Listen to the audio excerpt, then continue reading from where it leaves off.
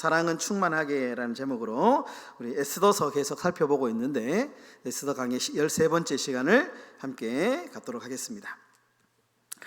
여러분, 스티븐 스콧이라고 하는 사람이 있습니다. 스티븐 스콧이라고 하는 사람이 있는데요, 이분은 미국의 대표적인 마케팅 회사 아메리칸 텔레캐스트의 설립자입니다. 사진을 준비했는데,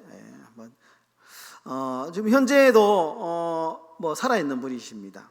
이분이 아주 지금은 성공한 사업가이신데요, 이제 좀 사연이 있습니다. 어떤 사연이냐면, 이분이 이제 1970년도에 대학을 졸업을 하시는데요, 근데 대학을 졸업하고 무려 이분이 이제 6년 동안이나 제대로 된 직장을 찾지를 못합니다. 조금 이제 직장에 들어가면 해고를 당하거나 능력이 없다고 해서 쫓겨나거나 이렇게 하면서 무려 9군데나 되는 회사에 정착하지 못하고 조금 다니다가 나오게 되고, 그러면서 늘 이렇게 정착하지 못하게 됩니다. 소위 이제 사회에서 나고자, 루저라고 이렇게 탁 낙인이 찍히는데요, 절망하고 좀 실망 가운데 이제 있다가 이분이 이제 한 유명한 미국의 상담가, 가정 상담가인데요, 게리 스몰리라고 하는 분을 만납니다. 아주 인상 좋게 생겼는데요, 이분이 이제 미국에서 꽤 유명한 분이랍니다. 아주 건강한 가정을 세우는 어떤 그런 세미나도 많이 하고 국내에 번역된 책들도 많이 있습니다. 근데 이분을 우연히 만나게 되고 강의를 듣다가 이분하고 상담을 하게 되는데, 이분이 이런 조언을 했답니다. 이제 스콧이 어떤 이제 사업을 좀 하려고 준비를 하고 있었는데, 성경의 원리, 예수님의 가르침의 원리를 이 사업에 접목을 시켜가지고 한번 해보면 어떨까, 어떻겠습니까? 이렇게 조언을 듣게 됩니다. 그래서 이제 이 스티븐 스콧이 이 이제 게리 스몰리의 조언을 이제 듣고 자신이 하려고 했던 사업에 어떤 성경의 원리, 예수님의 가르침을 이제 그대로 실천하고 이제 접목을 세우면서요, 이제 10가지 원칙을 세워가지고요, 그 원칙대로 사업을 시작을 했답니다. 그런데 정말 1976년 만에 1970년에 이제 그래서 6명의 동업자와 함께 아메리칸 텔레캐스트라고 하는 이 마케팅 회사를 이제 차리게 되는데요, 얼마 지나지 않아서 이 회사가 크게 성공을 합니다. 그래서 수십억 달러의 매출을 올리게 되는 대표적인 마케팅 그룹으로 성장을 시키게 됩니다. 그래서 이제 성공한 사업가, 성공한 회사를 이렇게 소개하는 포춘지에 50대 기업에 선정이 됩니다. 그래서 소개가 되기도 하고요. 그때부터 이제 아주 이제 이분이 번역된 책도 우리나라에 많이 있는데요, 활발하게 저서를 쓰고, 그리고 이제 성공한 사업가로서 어떤 강연도 많이 하게 됩니다. 하루아침에 루저, 실패자, 나고자의 인생에서 성공한 사업가의 어떤 삶을 살아가게 되는 인생의 역전을 맞이하게 된 것이죠. 여러분, 우리가 주위에 보면 이런 인생의 역전을 하는 사람들의 이야기가 참 많죠. 어렵게 살다가 힘겹게 살다가 정말 하루아침에 인생 역전을 당해가지고 그렇게 성공한 사람들의 이야기를 들으면 여러분 어떻습니까, 마음이? 부럽죠. 나도 좀 저런 인생을 한번 살아봤으면 좋겠다. 부럽기도 하고 좀 가슴이 떨리기도 하고, 저런 인생도 있구나, 그러면서 위로를 받기도 하죠. 좀 어렵고 힘든 사람들이 내가 지금 비록 힘들고 어렵지만 이런 사람들도 있는데 조금만 더 힘내자, 버티자, 이런 생각도 들면서 힘을 얻기도 합니다. 여러분, 오늘 우리가 계속해서 이제 에스더서의 이제 막바지에 왔는데요, 에스더서가 그런 하나님의 말씀입니다. 에스더서는 특별히 힘들고 어렵고 고난 중에 있는 사람들에게 큰 인기가 있는 말씀입니다. 유대인들 중에서도 특히 이 에스더서를 굉장히 많이 사랑한답니다. 많이 이제 유대인들이 좋아하고 사랑하고 많이 읽혀지는 성경 말씀 중에 에스더서가 있습니다. 왜냐하면 이 에스더서 안에는 인생이 역전되는 이야기, 하루아침에 정말 고난 중에 있던 인생이 하나님의 은혜로 역전되는 역전의 스토리가 있기 때문에 그렇게 사람들에게 인기가 있다는 것이죠. 여러분, 몰살 위기, 하루아침에 멸절 위기에 처했던 유다 민족이 이들의 운명이 하루아침에 이제 역전이 되었습니다. 그죠? 성전 문지기였던 이 모르드게가 이제는 권력 서열 2위의 자리에 앉았습니다. 페르시아 땅에서 정말 이 고난받고 박해받고 소외당하던 이 노예 생활하던 유다 민족이 하루아침에 이제는 이 민족의 위상이 이렇게 올라갔습니다. 그래서 이제 페르시아 안에서 유다 민족이 되고자, 이렇게 쉽게 말하면 요즘에 기유화라고 하죠. 유대인이 되기 위해서 기유화하는 사람들도 막 생겨났다. 오늘 이 에스더서 9장에 보면 그런 구절도 있습니다. 역전된 거죠. 역전. 누구도 함부로 대할 수 없는 민족이 된 겁니다. 여러분, 오늘 본문은 이 기세를 몰아서 이제 페르시아 제국 안에서 유다인들을 핍박하고 괴롭히던 이 하만의 잔존 세력들을 정리하기 시작합니다. 여러분, 하만은 죽었습니다. 그런데 하만을 따르던 잔존 세력들이 여전히 남아 있었거든요. 그래서 이 하만을 따르던 잔존 악한 세력들을 이제 정리하기 시작하는데요. 먼저 하만의 아들 10명을 이제 법에 따라 처형을 합니다. 그리고 하만을 따르던 75,300명을 그 땅에서 정리를 합니다. 그래서 오늘 이야기에 보면 굉장히 좀 무서운 단어들이 많이 나옵니다. 뭐 제거라는 말도 나오고요, 진멸이라는 단어도 나오고요, 멸절, 살인, 도륙, 이런 무시무시한 단어들이 이 에스더 오늘 9장에 되게 많이 나옵니다. 그러다 보니까 혹자들은 이거 성경이 너무 잔인한 거 아니냐. 오늘 에스더서 이야기뿐만 아니고 이스라엘 백성들이 가나안 땅에 들어갔을 때에 가나안 정복 전쟁을 하면서 무차별하게 막 사람들을 죽이잖아요. 이런 얘기를 보면 성경이 사랑을 가르치고 화평을 가르치고 평화를 가르치는 성경이 너무 잔인한 거 아니냐, 이렇게 이제 반론을 제기하는 사람들도 있습니다. 그런데 여러분, 에스더서가 우리에게 말하고자 하는 분명한 핵심이 있습니다. 우리가 어떤 그 표면적인 이야기만 보고 섣부르게 판단하면 안 되고 그 핵심을 봐야 되는데요. 오늘 에스더서가 이런 잔인한 이야기, 이런 이야기를 통해서 우리에게 하고자 하는 이야기가 뭐냐?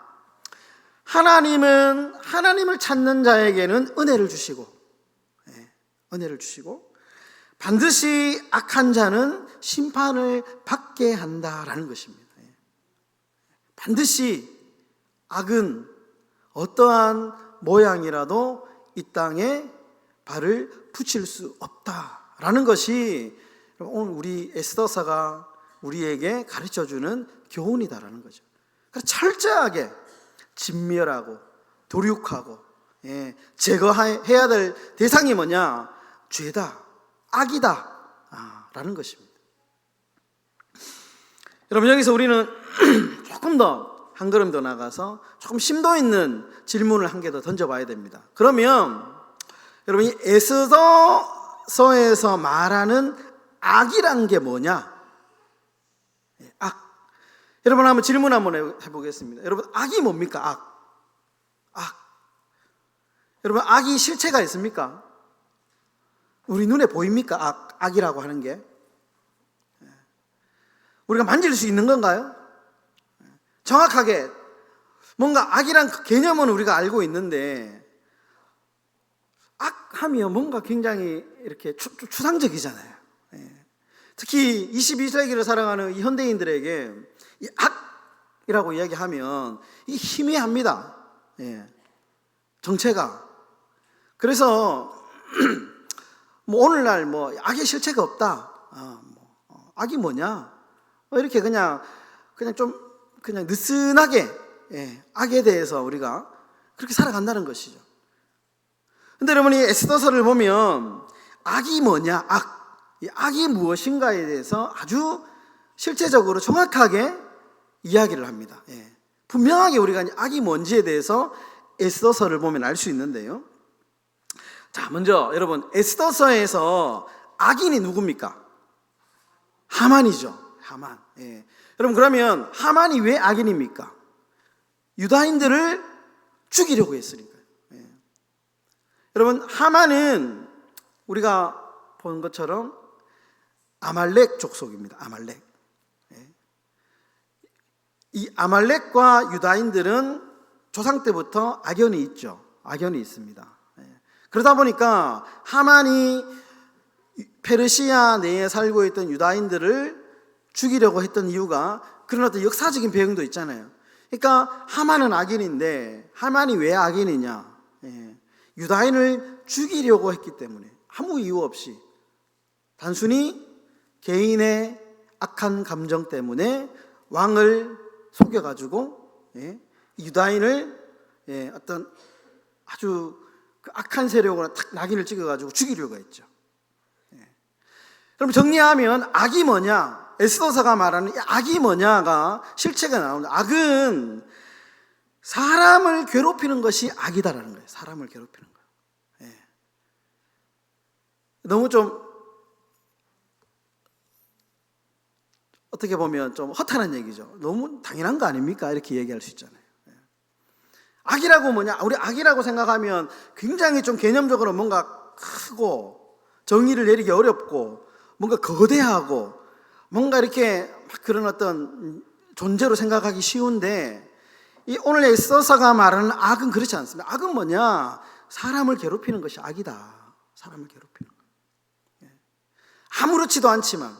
아무렇지도 않지만 우리가 이 땅을 살아가면서 누군가가 내가 싫을 수 있잖아요. 누군가에게 내가 감정이 안 좋을 수 있잖아요. 그런데 그 사람을 향해서 특정해서 사람을 괴롭히는 거, 이것이 악이다라는 거예요. 악. 여러분, C.S. 루이스라고 하는 영국의 아주 유명한 변증가, 기독교 변증가라고 하는데 이분이 굉장히 이제 유명한 사람입니다. C.S. 루이스가 이런 말을 했습니다. 악이라고 하는 것, 악은 사소함이라고 하는 가면을 쓰고 우리 옆에 항상 있다. 우리가 일상생활을 하면서 이 악이라고 하는 거대한 어떤 정말 이 세력은 우리의 일상의 사소함, 아무렇지도 않은 것처럼, 사소한 것처럼 항상 우리 옆에 있는 것이 악이다. 이렇게 정의를 내렸다는 것이죠. 여러분, 그래서 사람을 무시하고요, 막 사람 무시하는 거, 함부로 대하고 상처 주고 괴롭히는 거, 여러분, 이것이 악입니다. 악. 앙심을 품고 보복하고 함정을 파가지고 공경에 빠뜨리는 것, 나에게 주어진 권한과 나에게 주어진 힘으로 사람을 억압하는 것, 악이라는 거예요. 악. 악인이라고. 제가 주중에 예전에 사회 가던 권사님 한 분에게 이제 전화를 받았는데요. 이제 이분이 그 교회에서 이제 메인 이 성가대 반주를 하는 분입니다. 반주를 하고 음악은 이제 피아노를 전공을 해가지고요. 피아노를 잘 치시고 노래도 굉장히 거의 뭐 복음송 가수처럼 노래도 잘하셔요. 그런데 지휘자가 새로 왔는데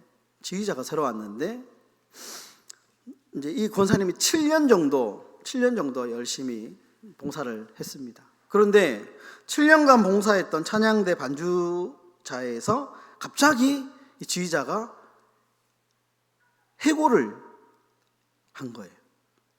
자른 거예요. 소위 자른 거예요.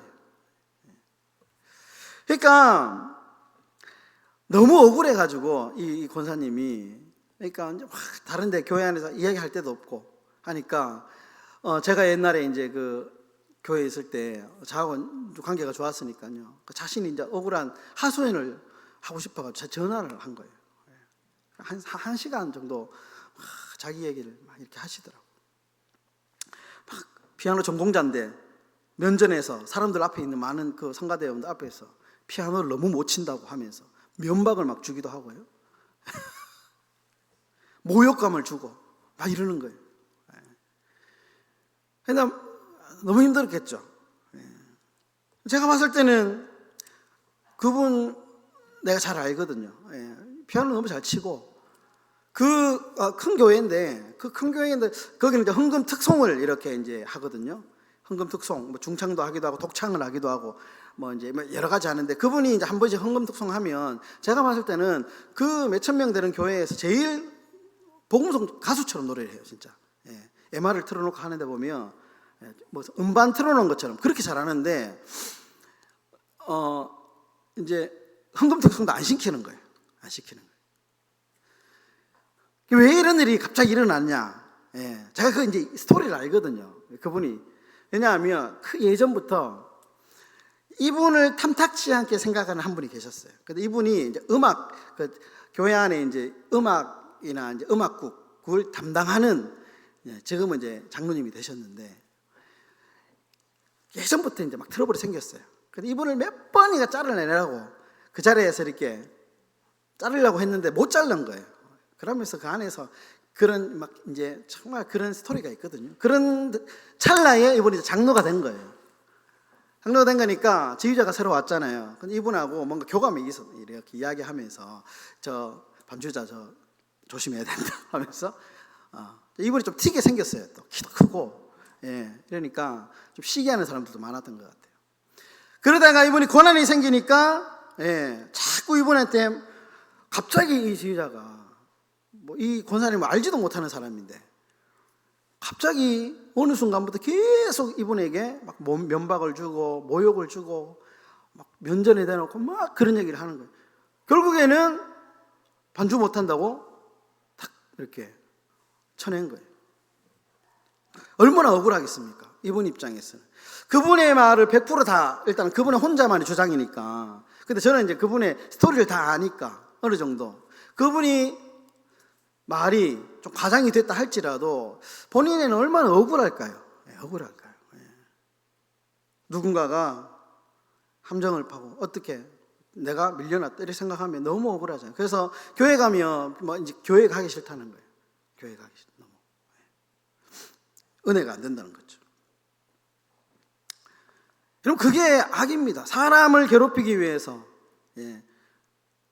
사람을 괴롭히기 위해서요. 막 이렇게 하는 거. 성경은 오늘 애써서는 그게 악이다 이렇게 얘기하는 거죠.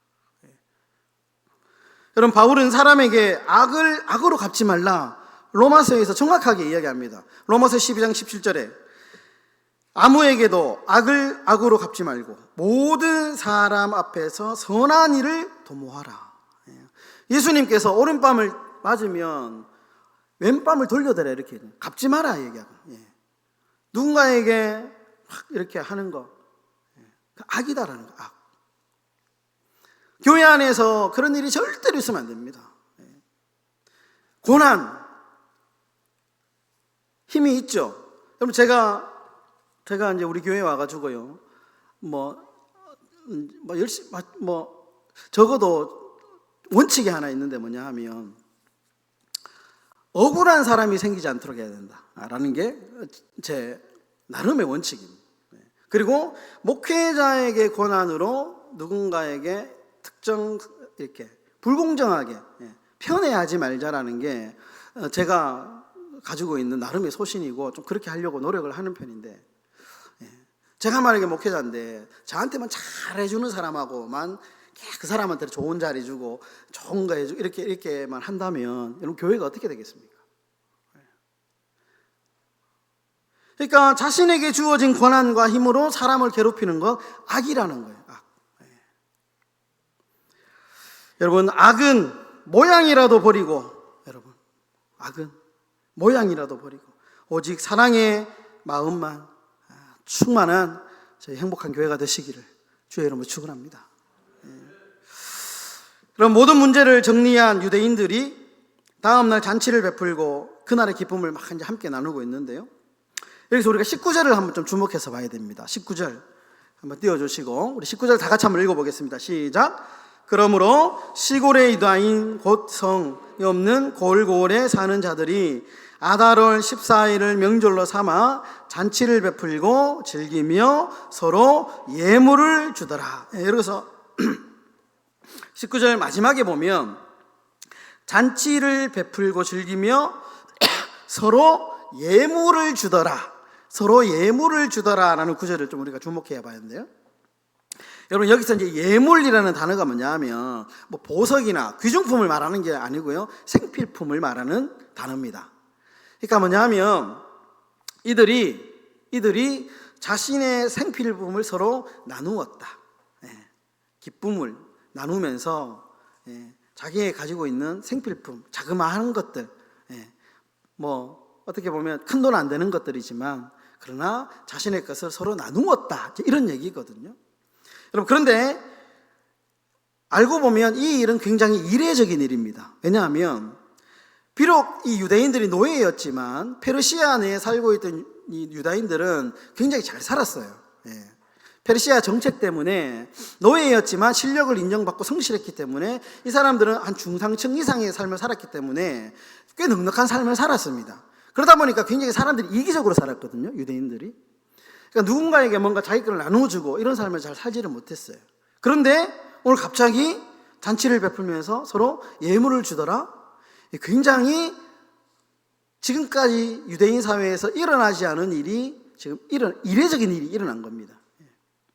여기서 이제 질문이 생기죠. 왜 그러면 갑자기 하지도 않았던 서로 자발적으로 서로 생필품을 나누고 막 이렇게 했느냐? 왜 이런 사회가 되었느냐?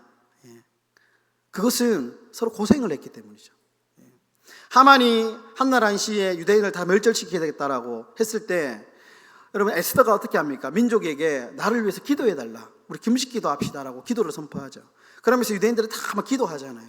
그러니까 여러분, 위기가 처했을 때 함께 그 위기를 극복하기 위해서 기도하고 협력하고 손을 잡고, 그래서 이 위기를 딱 탈출하니까 이제는 끈끈한 정이 생긴 거예요. 끈끈한 정이 하나가 된 겁니다. 그러니까 지금까지 한 번도 하지 않았던 자신에게 있는 그 예물, 그죠?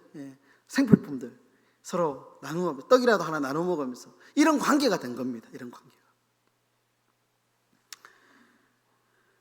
여러분, 우리가 이 행복한 교회가 그런 오늘 이 말씀을 보면서 이런 공동체가 되어야 됩니다. 우리가 정말 우리 교회가 60년이 넘잖아요. 이 역사 가운데 정말 수많은 일들이 일어났죠. 그러면서 우리가 더 분열되고 더 나누어지는 것이 아니고 더 손을 잡고 함께 나누면서 함께 기도해 주면서 이런 어떤 공동체로 우리가 만들어 가야 된다라는 것입니다. 여러분, 대부분의 사람은 유산하면 재산을 물려주는 것을 주로 생각하죠. 그런데 우리 그리스도인들이 자녀들에게 물려줘야 될 유산은 두 가지 더 있습니다. 하나는 신앙의 유산이고요, 하나는 관계의 유산입니다. 이 관계의 유산은 신앙의 유산만큼이나 중요합니다. 왜냐하면 이 땅을 살아가면서 혼자 사는 게 아니거든요. 그리고 성도, 교회는 이 땅의 빛과 소금의 역할을 감당해야 될 사명이 있기 때문에 우리가 우리 자녀들에게 여러분, 이 관계 잘하는 것, 어떻게 하면 정말 사랑받는 교회가 될 수 있을까? 어떻게 하면 사랑받는 그리스도인이 됐을까? 관계의 유산을 우리가 잘 남겨야 되는 것이죠. 그러니까 우리가 교회가 정말 이 신앙은 관계입니다. 힘들고 지친 사람들에게 우리가 말로 위로하고 손으로 토닥여주고 발로 찾아가서 격려해주는 것, 이것이 우리 행복한 교회가 걸어가야 될 길이다라는 것이죠. 여러분, 정말 우리 행복한 교회가 세상과 좋은 관계, 하나님과 좋은 관계, 그리고 우리 안에서 또 좋은 관계, 사랑이 충만한 그런 사랑이 넘치는 교회가 되시기를 주의 이름으로 축원합니다. 말씀을 정리하겠습니다. 그리고 옛날에 증자라고 하는 사람과 도척이라고 하는 사람이 있었습니다. 그 두 사람이 길을 가다가 물엿이 끓고 있는 가마솥을 이제 보고, 증자는 저 가마솥을 보고 늙은 어머니를 생각을 했답니다. 저 물엿에다가 떡을 찍어 드시게 하면 우리 어머니 얼마나 좋아하실까, 이런 생각을 했다는 겁니다. 그런데 반면에 도척은 물엿이 끓는 가마솥을 보고 저 물엿을 문틀에 발라가지고 소리가 나지 않게 해서 도둑질하면 좋겠다 이런 생각을 했답니다. 훗날에 이 두 사람은 자신의 생각대로 증자는 훌륭한 효자가 되고 도척은 유명한 도적이 되었다라는 이야기입니다. 여러분, 이 이야기가 우리에게 주는 교훈이 뭐냐? 사람이 가장 많이 생각하는 그대로 미래를 살아가게 된다는 것입니다. 생각을 많이 하는 점. 생각하는 대로 기도하고, 생각하는 대로 계획하고, 생각하는 대로 준비하고, 생각하는 대로 실천하는 겁니다. 여러분, 교회도 마찬가지지 않겠습니까? 우리 교회가 저는 어떤 생각을 많이 했으면 좋겠냐? 어떻게 하면 사람을 좀 많이 사랑할까? 어떻게 하면 우리 교회가 주님 주신 사명을 잘 좀 감당할까? 어떻게 하면 이 땅의 빛과 소금의 그걸 잘 감당하며 살아갈까? 여러분, 이런 생각을 많이 하면 우리 교회가 그런 교회가 되는 겁니다. 반면에 어떻게 하면 좀 미워할까? 어떻게 하면 이런 안 좋은 생각들을 많이 하다가 보면 그런 교회가 되지 않겠습니까? 여러분, 우리 교회가 사랑 생각, 사랑, 격려, 위로 이런 성경이 충만한 이런 생각들을 좀 많이 했으면 좋겠고요. 사명을 좀 많이 생각하면 좋겠고, 행복한 생각을 좀 많이 하면 좋겠습니다. 그러면 그런 교회가 되는 것이죠. 바라기는 우리 행복한 교회가요, 정말 제가 항상 하는 얘기죠. 죄와 이단은 단호하게 우리가 행동하고, 그 외에는 다 정말 그럴 수도 있지, 사랑하면서 그런 사랑이 충만한 우리 행복한 교회가 다 되시기를 주님의 이름으로 축원합니다.